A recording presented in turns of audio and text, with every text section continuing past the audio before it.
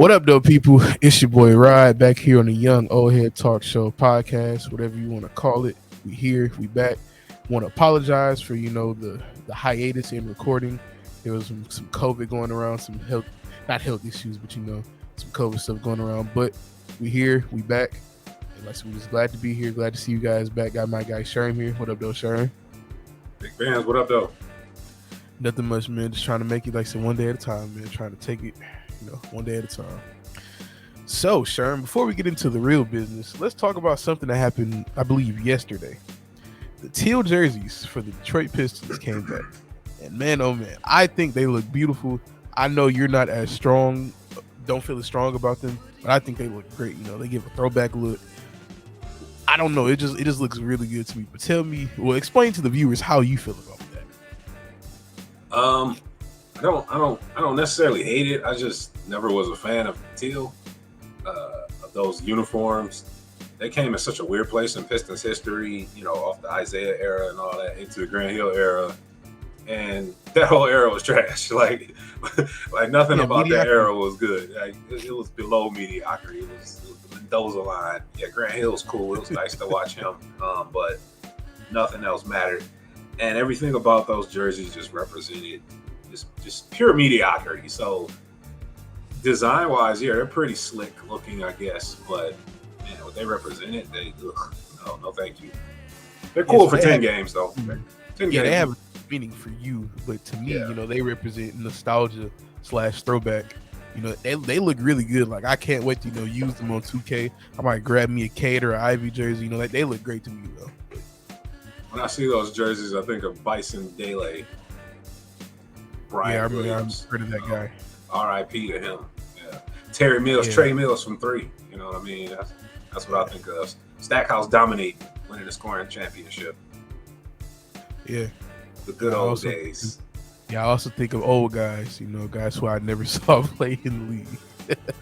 Yeah, if you did, you might not be a fan of Till, but anyway. Yeah. But yeah, that's something I'm pretty excited about. The city seems really excited about that. Shout out to Big Sean, getting back on that.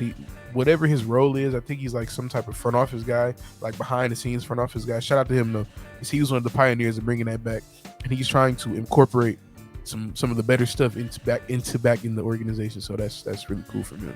Now, despite my old man ways and hater nature, yeah, it's been a good look. It's been getting a lot of pub, a lot of good publicity, a lot of thumbs up from you younger cats.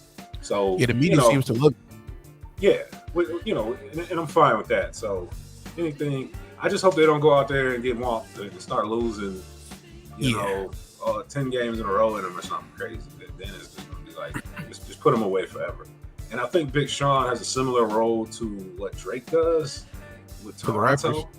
Yeah, where he's like an official team ambassador, and he's got some actual pull within the franchise. They made some jerseys because of him, because of his brand. The OVO jersey. Yeah, with the court. Yeah, so Big Sean's kind of filling that role for the Pistons. I know they let him design I know they let him design like the practice uniforms. I'm wondering if he'll get to say in some of the game uniforms like Drake. That'd be dope, but he needs to come out there because the Pistons do need a top to bottom redesign before we veer far off the subject. So if Big Sean can help him do that, that'd be dope. Yeah, like I said, that'll capture, the younger generation too, because a lot of the young guys know Big Sean, so that's a name. It's like kind of the same thing with Drake. Everybody knows Drake. So if Drake says something about the team, they're going to be interested. Big Sean says something about the team, they're going to be interested. So hopefully they'll capture the younger viewers and all that good stuff. But the real thing we're here for today, the Detroit Tigers. What in the world is Avila doing with our beloved franchise? I'll start off by saying this. Yesterday, they won 12-4. They put up like 16 hits. Miguel Cabrera hit a home run. Candelario had a 2-homer game. It was like the epitome of what the Tigers can be. But every other game, basically sandwiched in between there, has been either mediocre or just plain bad. And you have to look at the guy who's running the ship in Avila and even Chris Ilitch. if you say the rebuild is supposed to be over this year, the rebuild has been going on since 2015. That was the last time that they were in playoff contention. They lost in the last day of the regular season, and I believe Toronto got that bid to go to the wild card game. Ever since then, it has been bad / mediocrity. So when you say that the rebuild is done and it's over with and we're ready to compete, you're doling out $140 million to Javier Baez, who started to turn around a little bit. You're doling out $80 million to Eduardo Rodriguez, who's not even with the team right now. He's supposed to be coming back late August, but he's not with the team right now. They're giving out all these big contracts, shelling out money. There's supposed to be some positive product on the field. And that's not happening. It's not. And it's very frustrating to see because we know how good this team could be constructed, how good this team was constructed. Don't get me wrong, Dave Dombrowski had his flaws, he had his trials and tribulations. But when Dave Dombrowski wanted to go get a player, he made sure that happened. And when he wanted to make the team, presentable, he made that happen. Same thing with Mike Ilitch. They made that happen. They went out and got guys like Cabrera, like Prince Fielder, like Ian Kinsler, like Cespedes, all these guys. They even got Max Scherzer out of a trade, acquired David Price, all those type of guys to help push for the playoffs. So when you put this product on the field, it's kind of a slap in the face to the Tiger faithful because we've been with you the whole time and you're saying that it's over now. It's not over. It's actually probably worse now. Right. Last year we knew we were going to be bad, but there were some exciting moments, with guys like Eric Haas hitting almost 30 homers, the local kid, stuff like that. It was a nice step into what was supposed to be a turning point this year. But instead of taking at least one step forward, not even two, one step forward, took 5 steps backwards. I can go on and on for days about how infuriating Avila and Chris Ilitch have made me, but I want to hear your thoughts on that too. And you know what I'm saying? It reminds me of 1996, back when the Pistons were wearing teal, just like I was just speaking on the teal. Just shout out to that. But the Tigers are over there wallowing in mediocrity too, with a guy named Randy Smith, fresh-faced new GM. To be fair, Mike Ilitch had a mandate to bottom the team out, to get the stadium built, whatever, Comerica Park, But Randy Smith was not good at all at his job. He held the Tigers down, I think, from 96 to 02. Produced some of the worst baseball I've ever seen. So Avila is giving me those vibes, just out here, just trading the trade or just getting fleeced on every trade. Dave Dombrowski, who took over for Randy Smith, he put together 2 era of Tiger teams. I mean, that first team that went to the 05 series, that team was like a worst to first thing, and it only took getting the right pitcher and drafting the right pitcher with Justin Verlander and acquiring Kenny Rogers. Yeah, Kenny Rogers. They signed Pudge too, and I think 03 or 04. And got the right manager to get in position. So what that tells me is, looking back at going through all that era and seeing it again, Avila, and as much as I like Osmus, I don't know. Avila is just not a good baseball guy. He doesn't recognize talent. He doesn't recognize value. Doesn't recognize numbers. No. And don't get me wrong, Chris Ilitch is not helping. He's kind of standing in some of the ways, but a franchise like Tampa shows you that you can do a lot of things with not a lot of money. So I really don't want to hear small market too. Yeah, it's small, right? And Detroit's a mid-sized market, exactly. With a legacy franchise with rings and Hall of Famers. I mean, memories galore. But yeah, I mean, right. Miggy might be the best player from 2005 to 2015. You know what I mean? For a good 10-year stretch. Yeah. But again, you had guys who knew what they were doing and an owner who was eager to win and pay. I think right now, this current iteration of the Tigers, the owner just doesn't really care about baseball.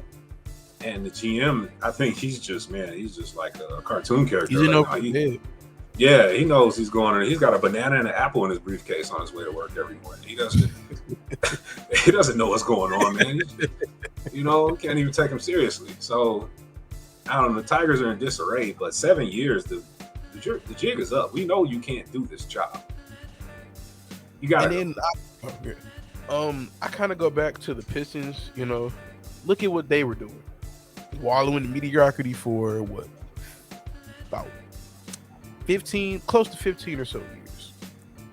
And then in 2 years, in a matter of 2 years, Troy Weaver has gutted every player that played a game for us in 2020 or was it in 2019.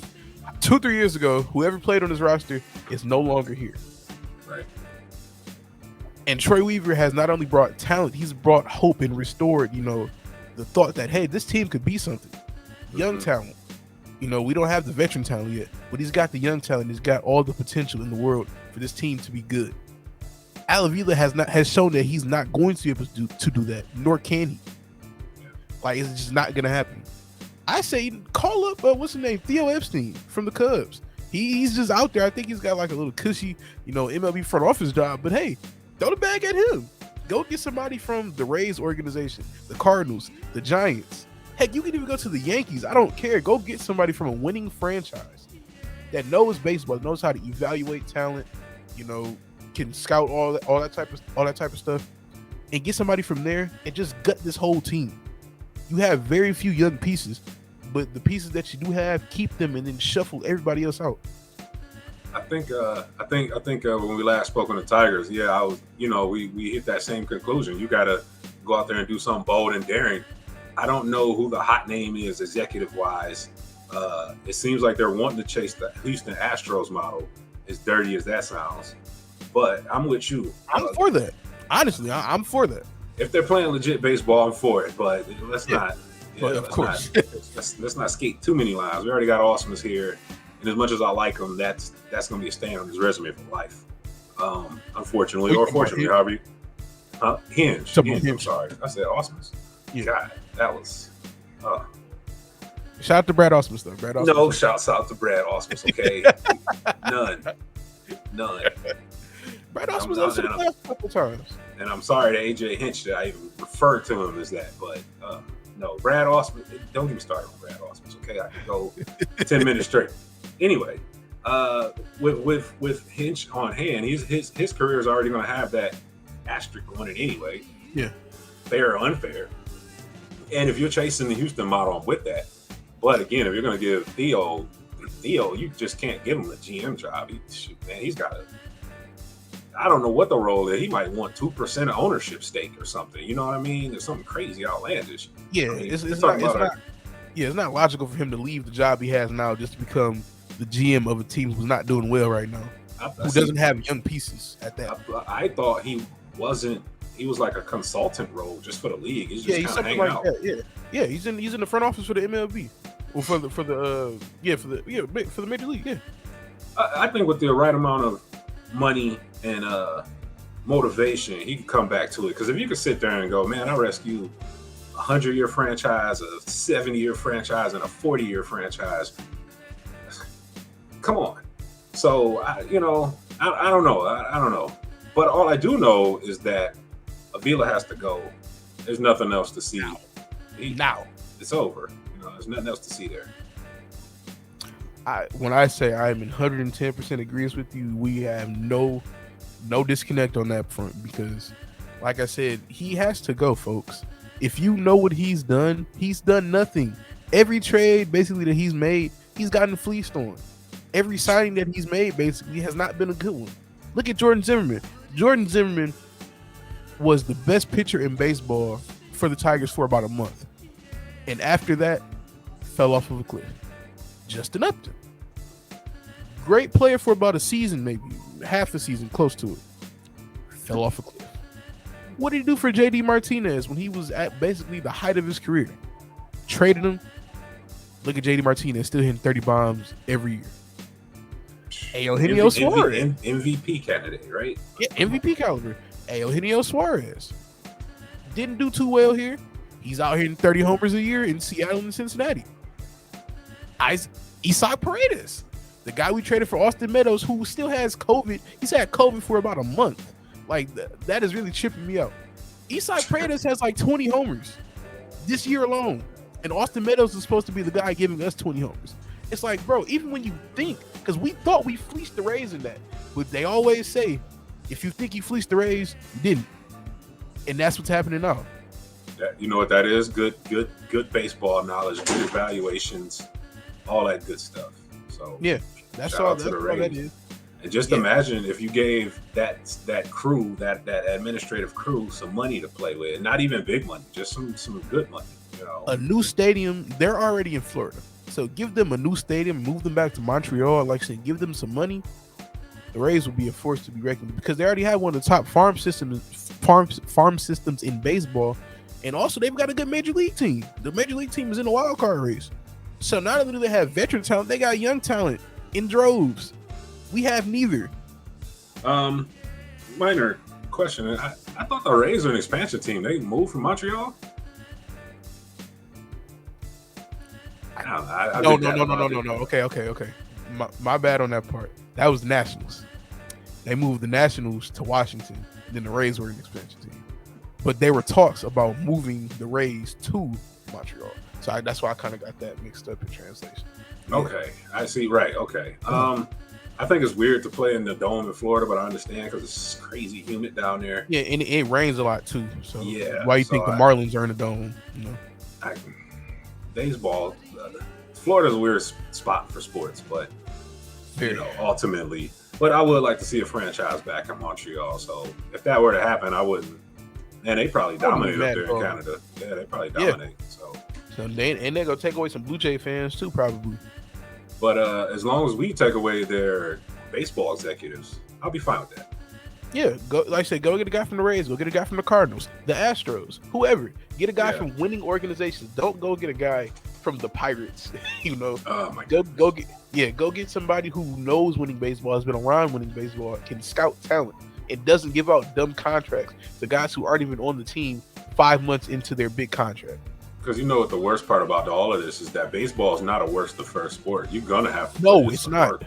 You have to put it in legwork. Yeah, honestly, I've seen it happen in basketball. I've seen it happen in football. The NFC East is a turnstile. There has not been a repeat division winner for, I believe, 11 years in the NFC East.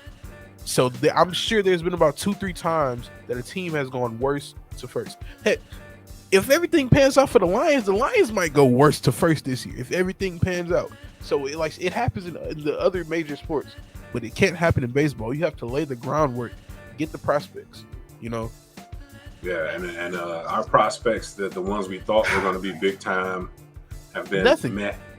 I like Riley Green though. Riley Green looks like the future, but at this point, he had a clutch hit tonight. Tied it up. But of course, point, Soto chokes it away. But I digress on that point. And like to your name tonight, at this point with Riley Green and them being actually so competitive, being so far away, you might as well put him on the chopping block too. I mean, hell, at this point. Nah, I say the only one that you keep before the season, I would have said you keep Torque, Green, Scooble, Manning, Mize. Now the only definite 2 of those guys. You're keeping one for sure. You might keep 2. Yeah, the only definite, like I said, is Green. The only one who might be considered to keep around is Torque. The other one. You better hope he didn't get broken being up here so early, first and foremost. Yeah, man. So. Man, I really hope, because when he first came into the league, of course, the first week or so, first 2 weeks, we'll even say, he's going to struggle. He's not going to hit 10 bombs in his first 10 games. We expect him to struggle a little bit, but he can't hit fastballs. He's so aware of the strike zone, he just doesn't hit fastballs. And that's what a lot of pitchers throw. That's every pitcher in baseball has a fastball, whether it be a 2-seamer, a 4-seamer, a cutter. They have some form of a fastball. He can't hit any of them. So, like, his pitch recognition when not swinging is amazing. Like, it's one of the best I've seen from a young guy in a while. But while swinging, his pitch recognition is terrible. Like, it doesn't make sense. Like, he can walk 3 times in a game, but then the next game he'll strike out 3 times on a fastball, center cut right down the middle. Like, it just doesn't make sense. But I don't know if it's up here. I don't know. Probably all those things. But I'm just saying, if you're gonna commit to a fire sale, that's telling me that this thing's 5 years away at a minimum. And then you still gotta wait till these contracts play out.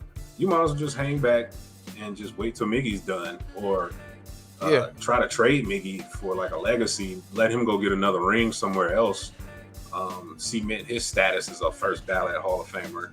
Miggy's the first ballot regardless. Yeah, he's not without it, but I mean, let him go get he's already ring. got a ring, though. People forget he's got a ring. He No, won a I ring know. back in Florida. Yeah, back in with the Marlins. But Two, yeah, I believe. I think he won two. I don't think he got that first one. He wasn't there when they beat Cleveland, but he was there when they beat the what was it, the Yankees? I want to say it was the Yankees. Yeah, that was the Yankees because was that the one with Josh Beckett threw a complete game, or was that the Indians? I believe that was Cleveland. I think it was Cleveland. The Marlins, yeah, because Miggy was the young pup on that team, and that team was like veteran laid, and I think that was one of those bought and paid for Yankee all those teams. guys. Yeah. Yeah, that wasn't one of the homegrown Yankee teams that I grew up liking, but that's another issue for another day. Yeah, all those guys were bought basically except Jeter. Yeah, the bought and paid for. Yeah, those Yankee teams didn't deserve to win. They didn't win. So, yeah, Mickey got one, but I want to see him get another, though. You know, I want to see him get another. I would love to see Mickey get another ring, but I would love for it to be here. You know what I'm saying? But I highly doubt it. Due to Avila, look where we are. I mean, I was hoping for that JV comeback tour in a year or two. 2023, 2024.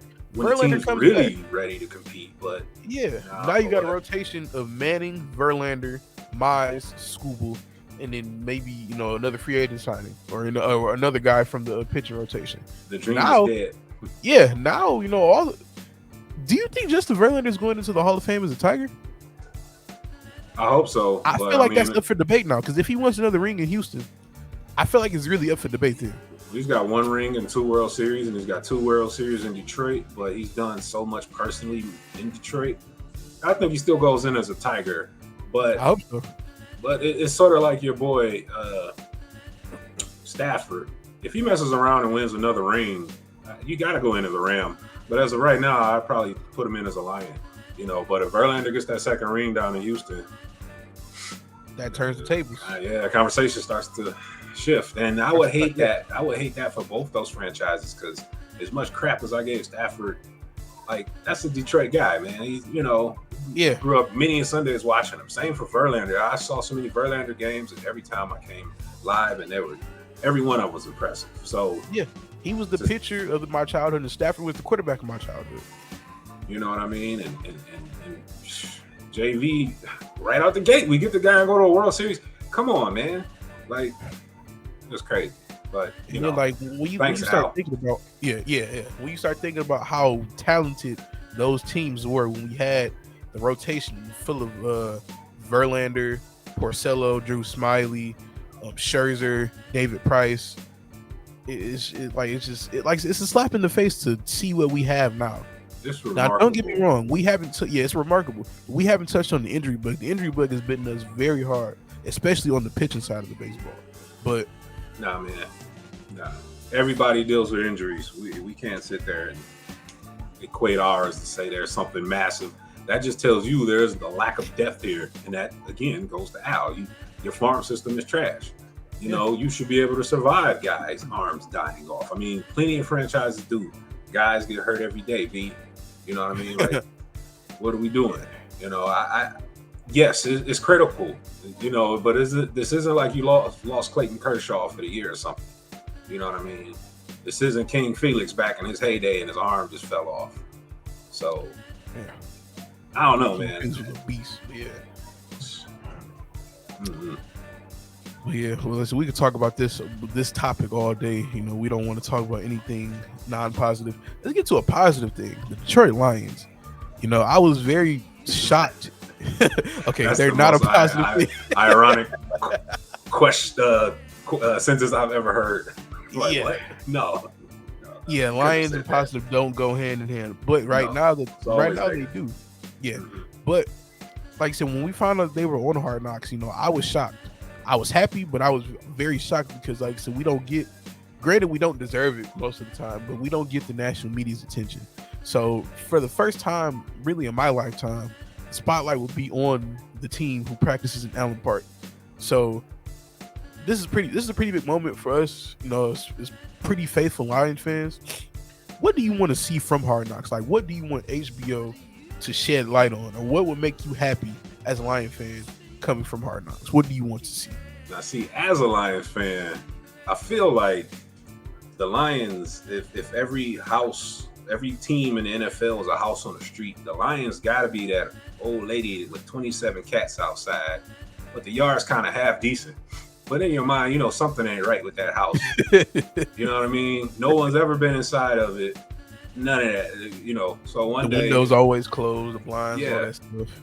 one day they get into it, and lo and behold, they're a hoarder. The house is fucked. It's almost condemned. They almost got to burn it down. That is what I expect to see.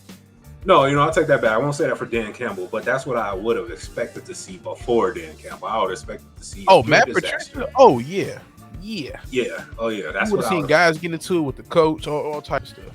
They're arguing over who won the crossword puzzle in the newspaper last night. Just stupid arguments, just things that a real NFL franchise would not do. That's what I would expect it before. But now I kind of feel like Dan Campbell's bought the house, kind of whipped it into some kind of shape, and he's ready to show it off. In the backyard, he got a nice big old pickup truck. He's inviting neighbors over, man. Come check out what I did here. I put a fire pit having a barbecue. Yeah, so if the house is ready for prime time, then I'm with it, So if they're on there and they're not being a clown show and they're looking like a stable organization with good football people running it and good coaches, because that's a crazy. I like his coaching staff. If you really look at those guys there, right? Like, all former players, basically. Yeah, and they're all getting shots. Most of them are black guys as well. So I really want that on display for the world to see too. You know what I mean? Just the subtle things. So if the Lions are going to change their reputation, and it's a very bad one to be honest, it starts with the little things like this. Let's see what this open house Dan Campbell's gonna bring to the table. I think America's gonna see a lot of likable guys and a lot of reasons to root. And I hope they expose. Dan Campbell's a likable guy. Yeah, he is. I'm hoping HBO exposes the gut feeling inside of most Lions fans, the pain that resides in us. You know what I mean? Like, hey, let it be known that this shit has been sucking for a long time. Long time, folks. And Dan is ready to change the whole narrative. He's embracing SOL. I like what I'm seeing. I mean, at this point, I don't think I've seen the Lions go this hard to change perceptions ever. And I know a lot of people are still in that seeing is believing mode. Trust me, I am as well. I just feel better about what could possibly happen. This isn't a Matt Patricia week one and they go out there and get steamrolled by a rookie quarterback.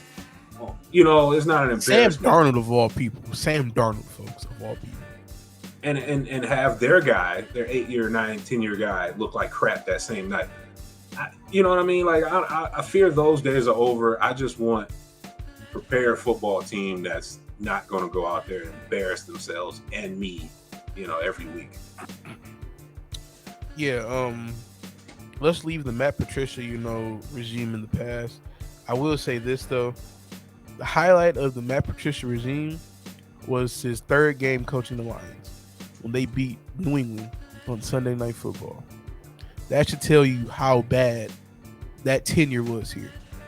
Beating your former team one time while everything else is just not even mediocre. It was bad. The draft picks, the schemes, the players, everything. It was just bad. The coaching hires, all that stuff. I think Bob Quinn, literally, and he wasn't, he's not that far removed, but I think he's got like 2 draft classes that just don't even play in the league anymore or something. Yeah. Super wild like that. Like, how do you know what I mean? I'm gonna pull it up. His best pick was Taylor Decker, but the second best pick, honestly, I can't name off the top of my head. But that's sad. But the crazy thing is, I think Ragnar. Actually, Ragnar best pick. He might know a thing or two about an O-line man then, but we'll see. Even that's to be seen. As much as everybody's loving the O-line, they still got to prove it too, man. So no, the O-line, when the O-line is healthy, the O-line has been solid at worst. We have a top 5 O-line. You put a big caveat in there though. When healthy, I mean, yeah. All these guys haven't played. I don't think they've played a game together yet. The full starter set, right? No, I don't believe so. I believe because Ragnar missed the whole season. Yeah, Ragnar missed about like 10 games, and then Decker was injured to start the season. So I believe when Decker came back, Ragnar got injured, and then Sewell was struggling a little bit. But once he whipped it into shape, he started looking like a franchise right tackle. And Right. then we already know what Decker can do. We already know what Ragnar can do. You got guys like Big V, who I'm not the biggest fan of, but he was solid last year for the most part. And you got Jonah Jackson, who was a Pro Bowler last year. Yeah, I like Jonah Jackson. See that? No, well, here's my thing, right? Brad Holmes. We were talking about Bob Quinn a second ago. I thought all those guys he brought, they gave me no confidence, especially when he was doing stuff like drafting Teez Tabor in the second round or Jelani Tavai. These guys. What are we talking about? They're not even NFL caliber players, right? Let alone second rounders. For the first time, for the longest time, I can recall a GM drafting. And don't get me wrong, I know the Lions were talent inept, but everyone out that draft class got some run from Brad Holmes. That's encouraging stuff. So that tells me that even just because you're drafted don't mean you play. So that obviously meant that the coaching staff had enough faith in these guys to put them on the field. And not only did they get on the field, guys got better from week to week. And they only finished with 3 wins, but that team was super razor thin and had really, it was all scrap and grit and scheme because they coached well, they played well. Now, when you start stacking talent, we'll see what can really happen. And I do believe the Lions have enough talent on the O-line for sure to make some noise. I think they've added some depth defensively. I don't know. I wouldn't like we're talking worse. Defense still worries me. Honestly, I thought like last year, I thought the defense would be the Achilles heel. In some weeks when they went against juggernauts, they got wrecked, but they hung on enough. But again, that defense is paper thin. They barely have NFL players. They barely had NFL players on it, but they got the most out of them. They were in some grudge matches a lot of weeks. So when you start stacking talent and some free agent picks on it, I like it. And plus, if you believe that Bob Quinn was worth any sort of a damn, then his number one potential blundered pick is back for the whole season, and you're hoping he can give you something. You talking about Jerry Davis? No. I'm talking about the corner out of Ohio State whose name is escaping me. Oh, Okudah. Yeah. Okudah, Jeff, yeah. So as I sit there and watch Justin Herbert ascend, all I can have is like a cold sweat that Okudah's going to give me something because it's getting real tight. I was on board with taking Justin Herbert 3rd overall, folks. I will say that. I kid you not. When I saw Justin Herbert play in college, I saw 2 games of him. Actually 3. One was against my school. He didn't look good, so I'm like, okay, pause. Then I seen 2 other games against another Big Ten school and against another Pac-12 powerhouse. Dude lit him up both games. He even had like a 30-yard rushing touchdown for the game. I'm like, wait a minute, this dude is nice. Saw the workout, saw all that stuff. Like, oh, he's 3rd overall. He has 3rd overall potential. Who comes across the screen? Jeff Okudah. And the killer part was they predicted Jeff Okudah to the Lions like in September that year. No, I ain't gonna say September, but super early. Yeah. And I'm like, well, they weren't wrong. And I guess Bob Quinn was a cornerbacks guy. Oh my God, it was just a clown show of failure. That's what he said he was. He said he was. That's why. He's a lie. Well, he was the one that personally went out and said, I'm sticking my job on the line for Teez Tabor. Maybe not my job. And look where it got him. Yeah, exactly. He got him fired. So he's a GM that drafts guys to get you fired.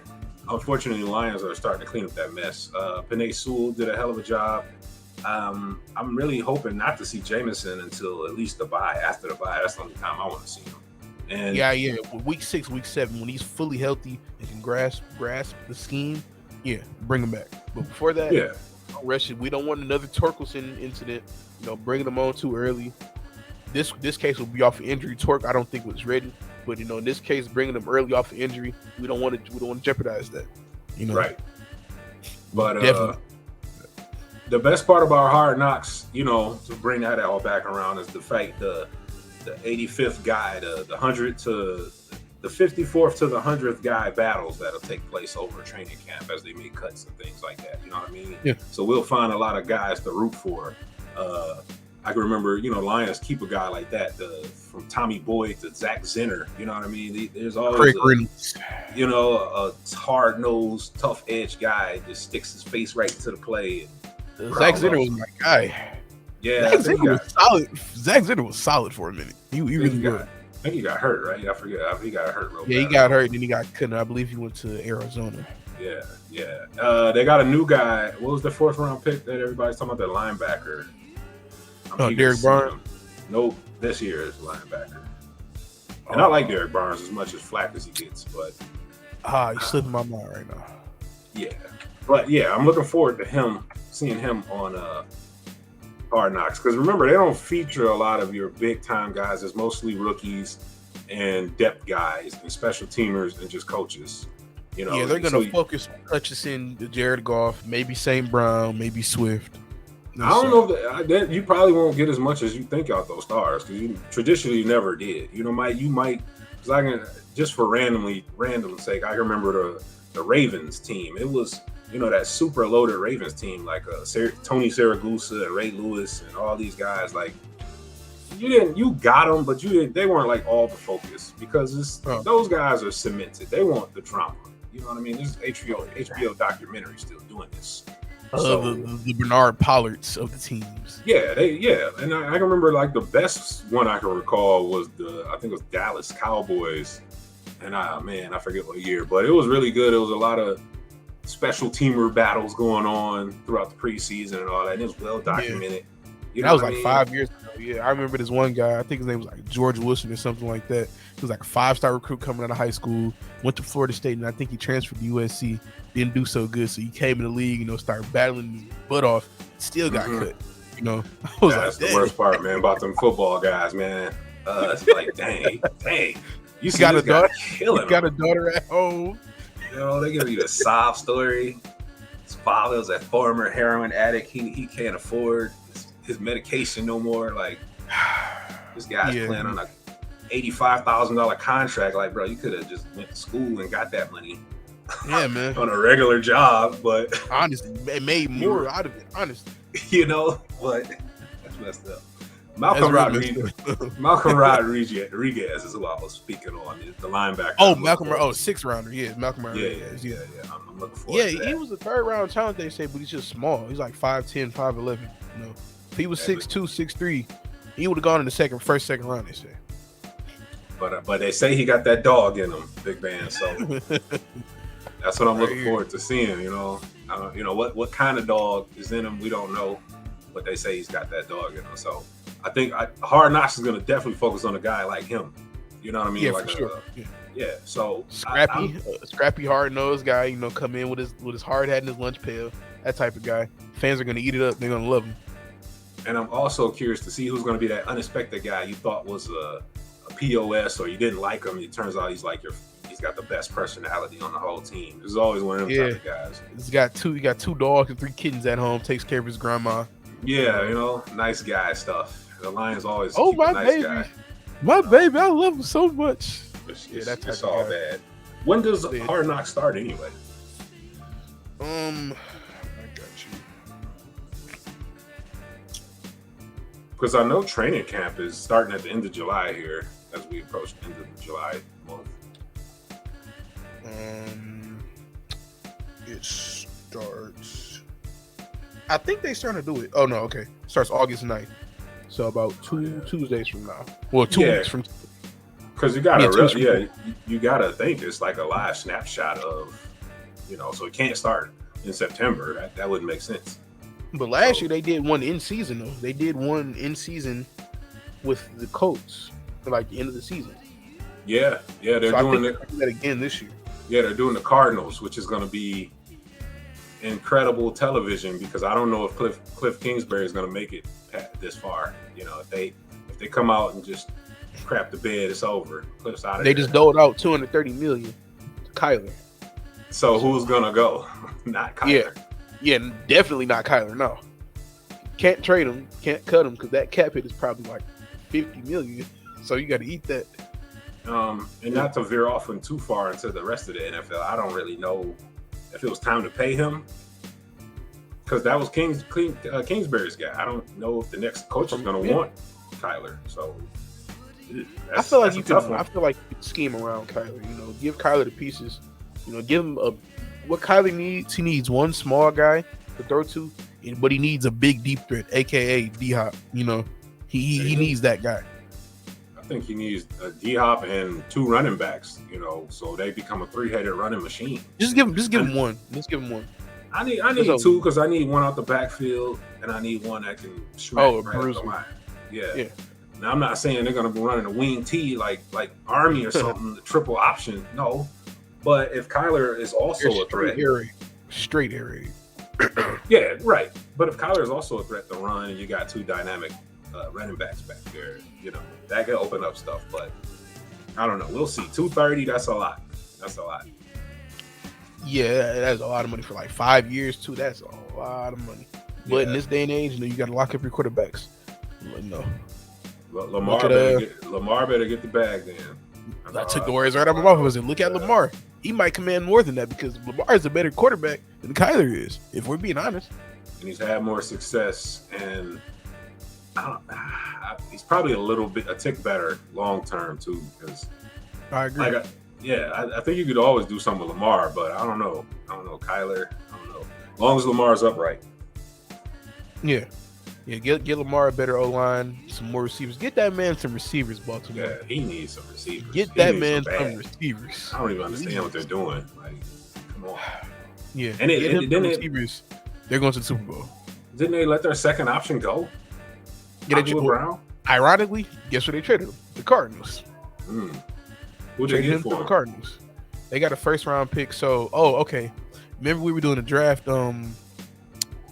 watch party. And they traded they got Kyle Hamilton. And we were like, they need to get Linderbaum from Iowa. What did they do? They traded Hollywood Brown for the pick and they took Linderbaum. Yeah. Okay. Yeah, that's a well-run organization. So I respect Ozzie Newsome whipped those guys into shape. Yeah. That AFC North, man, they're playing man's football over there. Man, that whole division, top to bottom, might be the best in football between that and the AFC West. Because you got the Browns, who they're probably the worst team now, but that's not even saying if Deshaun Watson comes back and Deshaun Watson comes back playing like Deshaun Watson. That's one team. You got Joe Shiesty and Jamar Chase and them LSU boys down in Cincinnati. Pittsburgh is still always going to be around, even though the quarterback position has some gray area now with Kenny Pickett. Yeah. But and then we just talked about Baltimore, that division top to bottom is stacked. Same thing with the AFC West with all those quarterbacks out there. They might have the best quarterback rotation out there. No, not might. They do. It's a murderer's row over there in the AFC West because you're right. They do. The best quarterbacks are playing out there. Well, the best collective group of quarterbacks are definitely playing. Mahomes, you got my personal favorite QB out there, Herbert. You got Mahomes, who's probably the best in the league.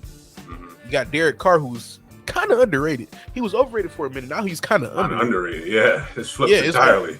Exactly. And now you got Russell Wilson, who. We know what he can do. Get that man some help. Exactly. Get that man some help. Russ Wilson's a problem for any defense. It's some nice wide receivers out in Denver. It really is. They got if they figure out Jerry Judy's legal troubles, get him back on the field. Yeah, that's Courtland true. Sutton, Tim Patrick, They got some guys. I'm just glad we're not in the AFC North or West because that division, those two divisions, stacked. The killer part is the Rams might have the easiest. No, I can't say the easiest. Is Trey Lance starting yet?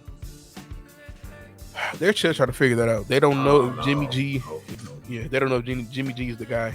And honestly, the easiest division probably is our division. Honestly, because we probably have the collective of the worst two teams in the NFC. I'll take that back. I believe the Falcons are worse than us. I kind of think the Commanders are worse than us. The Giants. Don't sleep on the Commanders now.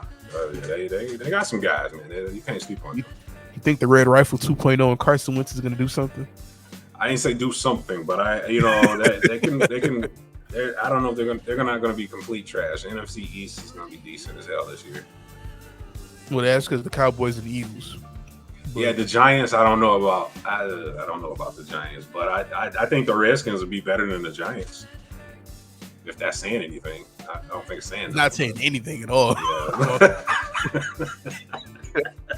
Yeah. That was useless information, right? Yeah, trash and garbage. It's the same thing.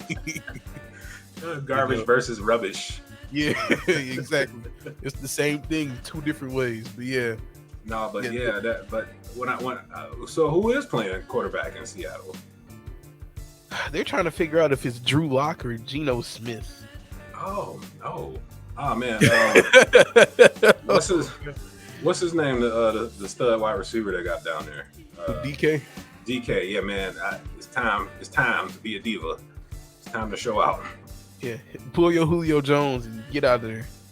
The fact that Trey Lance isn't the definitive starter in San Francisco is highly concerning. And they're already having that Debo fiasco. I will say this: Jimmy G.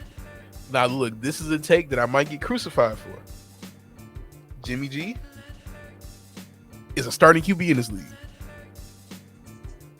and can lead a team, as we saw, to the Super Bowl. I'll stop. Here we go. Jimmy G is the reason they lost the damn Super Bowl, okay? Look, no, the reason they lost the Super Bowl was because of a guy named Patrick Mahomes. That's why they lost the Super Bowl, if we're really being honest. But Jimmy G makes horrible plays, though. Mm-hmm. He makes terrible plays, but he also makes some plays that make you go, hey, you really see he did learn from Tom Brady. You know, he makes those plays every now and then. It just gives you that slight sliver of hope. You're like, so man, he can take us somewhere. See, he just had his chance to write that script, and he folded against the Rams. So I don't know, man. Folded. You know, he had two shots to win that game late. Folded. You know what? Like a cheap suit. And right there is when Trey Lance is supposed to take over, okay? Like, the fact that he hasn't done it yet, I'm concerned. I don't even consider that, Jimmy G's fault. Yeah, he made some bad plays in the championship game. Didn't he throw the game-losing pick? What are you talking about? Hold on. Something like that. But I'm just saying, like, the Rams, I feel like the league wanted the Rams to win, because they were in SoFi for the Super Bowl, all that stuff, the we hate Detroit agenda. You got Stafford finally out of there. Out of that wasteland, they were like, hey, we need Stafford to win this now, because if he doesn't do it this year, when is he going to do it? And now, even though he won it last year, we're saying, hey, he might win it again this year. But what's crazy is, despite how stacked and loaded that team is, no one's talking about them. And Stafford's still like, he's like, top 8, top 10. Like, dang, dude, even as much as I hate on the guy, I gotta give him his credit. And that LA team is pretty loaded right now. Like, they're just a juggernaut, and the rest of the NFC is butt compared to them pound for pound. They don't have a cap there. It's like the salary cap in LA for them is just non-existent. Because how in the world are you signing Aaron Donald and Jalen Ramsey to extensions in the same year, over $100 million, while containing Matthew Stafford and adding Bobby Wagner on a $60 million deal? How is that possible? Because they're playing the game with the saying the quiet part out loud. Salary cap does not matter. Just spend money, man. If you got it, you can do it. I didn't like the dynasty era of the 90s football. NFL was nowhere near as exciting as it is today. And it's parity, though. Right. Yeah, and because of that is that hard cap limit that you're supposed to stop at. Don't get me wrong, I sound real soft and weak as an NFL fan complaining about them spending too much money. Because I honestly don't think they're going to repeat. I'm just saying they're loaded still. But, they're very loaded. Much as I hate to say it, they're very loaded. But a big wallet is a competitive advantage. And you can't just let it run amok like this. The NFL, I hope, is getting theirs on the back end, where they're paying like a 1-for-1 luxury tax. Okay, you want to spend $300, you gotta pay $300. You know what I mean? I doubt they're doing that, but the crazy part. This is a super loaded team, and nobody gives a damn, and I love it. You know what I mean? Like, I just love it. So I really hope they lose. But that's a whole nother subject. That helps us. That helps the Lions. But I don't think that's gonna happen this year, especially after we thought last year they were done for, like the middle of the season. They just came out. I'm like, well, that's because your buddy down in Arizona fell apart. They came to Detroit, got whomped, and were never right for the rest of the season. Yeah, we kind of preyed on our own downfall, so to speak. With that game.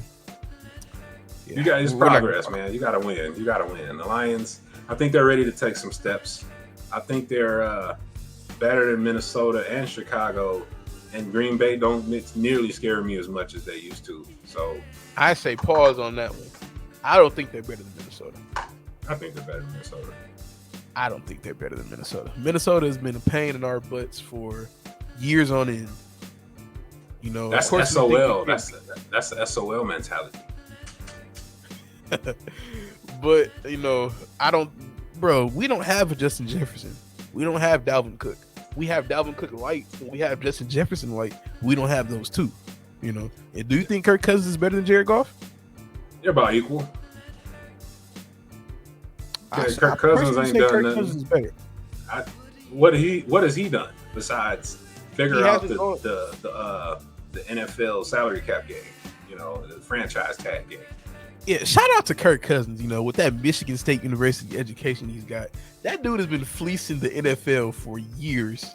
You know, he keeps getting these franchise tags, and then he gets like $80 million for 3 years after doing virtually nothing. Nothing. Yeah. So, I mean, so again, as much as I like Jefferson, the way the Lions wide receiver core came online, and I don't know what week the Lions play Minnesota, but let's assume that Jameis is there and he's healthy. I like the Lions better than them offensively because that Minnesota defense is kind of old. It's got some old parts on it. They can be beat. I can tell you when they play them. And if you say the Lions have a top 5 O-line in this league, then everybody should eat against Minnesota. And I don't feel like they should be able to beat us. You know what I mean? That's just personally how I feel about that. And Green Bay, they lost Devontae Adams. That's a huge loss for them. I don't care. Yeah, people are not talking about that. Like, bro, they lost Devontae Adams, who's the best receiver in the league. Yeah. You know? So to me, I guess Aaron Rodgers, he's still Aaron Rodgers, but and I can't doubt this guy because I sat there and watched him go like 15-1 with like the 32nd ranked defense. Yeah, but I think they're vulnerable. I do. Yeah, every team in this division has flaws and is vulnerable. But I feel like the worst team we could all agree on, except Bears fans, is the Bears. You know, they're in the cellar. Justin Fields, I thought Justin Fields was not going to be a good quarterback in the league. Not saying he was going to be complete trash like he is now, but I just didn't see it at Ohio State. Much as I saw him play, I didn't see it. Y'all must have won that. Y'all must have won that game y'all played against them. Who, against Ohio State? No. Yeah, was that game y'all won in the rain unexpectedly? No, that was JT Barrett, I believe. Okay. We haven't beat them since that game. Now that I think about it, we haven't beat them since 2015 in that game. I'll never forget that game. Yeah, it was a hype game for y'all. It was a hype game. But I don't know how you figured Justin Fields wouldn't be that dude. He's got all the intangibles, and he was nice in Ohio State. But he was surrounded with so much talent there. Like, look at Olave. Look at Smith and Jigba. Look at Jameson Williams. Look at Jeremy Ruckert. Who else? Like, that whole team, I believe that whole offensive starting line is in the league now. Same thing with that receiving core. Benjamin Victor is an underrated guy. Austin Mack, all those guys, you know, not to mention the running backs. Hey, man, that tells you that they got the bag down at OSU. But their bag is limitless. Them, Bama, and even Texas, the scumbags down there with that dang on oil money. I'm kind of heated because they just stole a recruit from us, but you know that oil money is crazy down there. It's crazy. But again, they got the NIL bag now too. But I'm just saying. So Justin Fields in Chicago, like I don't like his wide receiver core. He did look shaky a lot. He's got a new coach, so Lord knows what this new coach wants from him. That's so underrated in the NFL. Nobody likes to talk about that. Like when you bring a new coach in. Yeah, they brought in. They got rid of that one guy, and they got rid of Nagy. Oh, they brought in the Colts defensive coordinator. I think his name was like Eberflus or something. Some first time coach, right? So we don't know what he wants. We don't know his system, any of that. I don't see a worse to first scenario popping off with the Bears. So I gotta figure for at least 4 or 5 games they're gonna struggle, and they might figure something out. They probably won't. That's just the nature of the beast, right? So again, Dan Campbell's already got a leg up on a lot of guys. And they should be better than the Bears. I have no question that they'll be better than the Bears. Will they beat the Bears? I don't know. But they should be better than the Bears. I feel like that's not a question. I feel like they should beat the Bears and then split against the Packers and the Vikings. We played the NFC East this year? Yeah, because I know we got to play Philly and Washington. In the AFC East. AFC East. That's Patriots and Buffalo. Only teams that scared me on this schedule looking at it for us It's Philadelphia because they smacked us last year. Probably the worst game of the year for us. I hate to say it, but that, going down to Dallas, we expect to beat Dallas, but at the same time, it's Dallas. I don't expect much from them this year. I just don't. Like they could be okay, but I don't think they're going to be a threat to do anything. They can probably beat the Lions for sure, but I don't fear them doing anything. Yeah, I said it's only 3-4 games that I really see that kind of like got me like a little nervous. Let me guess. I know Buffalo's one. Oh, for sure. Yeah, that's Thanksgiving. I feel like that's another sad Thanksgiving memory for us. We get to eat some fried turkey while getting smacked 37-13. See, again, being the old head, it was the opposite way growing up. That was the only game the Lions did show up. So yeah, 200 yards every Thanksgiving, they said. It's just a beautiful thing to watch. It's just poetry in motion, But it's been a arbiter of pain ever since Barry left. It's been some clown show performances on Thanksgiving. But this year, I don't think it'll be that. I think it'll be a competitive L. I don't think it's going to be like a 43-0 halftime score like that. No, I don't think that either. But I think we do end up losing that game. Personally, I would love to see him win, but it'll be a competitive L. Yeah, exactly. A competitive L is fine with me. Typical Lion stuff. Who are the other two games? Philadelphia, first game of the season, because like I said, they beat us pretty badly last year. And then they added AJ Brown to go with Jalen Hurts. If Jalen Hurts can take a step, that team's going to be nice. And like I said, they didn't win the division last year, so they're basically guaranteed to win the division this year, since they didn't win it last year. Round robin, huh? Yeah. And like I said, Dallas, maybe New England, maybe if Mac Jones, like I said, can continue his ascent. I think he'll kind of feast on the Lions defense a little bit. I don't know, just have that weird feeling. But other than that, everybody else on the schedule is beatable. Miami's beatable. They got better, but they're beatable. Seattle is definitely beatable now. You should win that game. You should win that game. Seattle. Yeah, it's like 4 guarantees that I think we should win. Jacksonville, the Jets, even though it's on the road. I feel like we should beat Carolina, but we never beat Carolina. I feel like in Carolina, we don't for sure. Yes, in Carolina. Yeah, Seattle. I think I said Seattle already, and I feel like you should beat Washington too.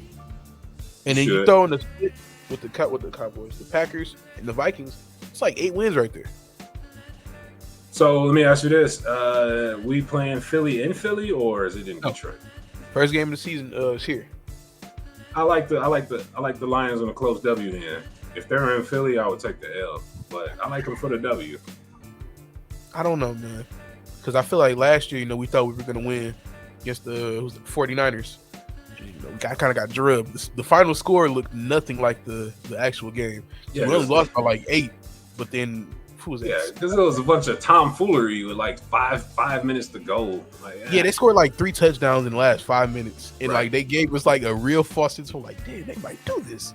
And then But is Philly as good as that 49ers team last year? I don't think they are.